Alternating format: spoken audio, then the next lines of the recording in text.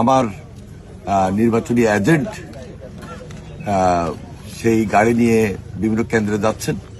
সেখানে আমার যে ব্যয় তার মধ্যে 15 লক্ষ টাকা কেন্দ্র ওয়াইজ দেওয়ার জন্য যে আমার নিয়োজিত দায়িত্বে ছিলেন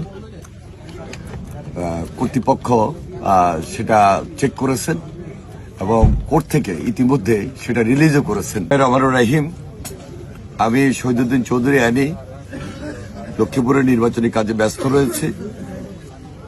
এর মধ্যে আমি শুনতে পেলাম যে আমার নির্বাচনী কাজে ব্যস্ত যে গাড়ি, সে গাড়ি চেক করেছেন। প্রকৃতপক্ষে যে নিউজ সেটি হলো যে আমার নির্বাচনী এজেন্ট সেই গাড়ি নিয়ে বিভিন্ন কেন্দ্রে যাচ্ছেন। সেখানে আমার যে ব্যয় তার মধ্যে 15 লক্ষ টাকা কেন্দ্র ওয়াইজ দেওয়ার জন্য যে আমার নিয়োজিত দায়িত্বে ছিলেন কর্তৃপক্ষ সেটা চেক করেছেন এবং কোর্ট থেকে ইতিমধ্যে সেটা রিলিজও করেছেন যে না, হ্যাঁ, এটা সত্যিই যে এটা কেন্দ্র ফি বাবদ ব্যবহার হচ্ছে।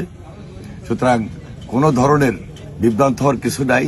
যারা এটা নিয়ে নিউজ করছেন, আমি মনে করি সম্পূর্ণভাবে উদ্দেশ্যমূলক এবং বিভ্রান্তমূলক আমার ইমেজকে ক্ষুণ্ণ করার জন্য এই ধরনের নিউজ ছাপাচ্ছেন বা নিউজ করছেন।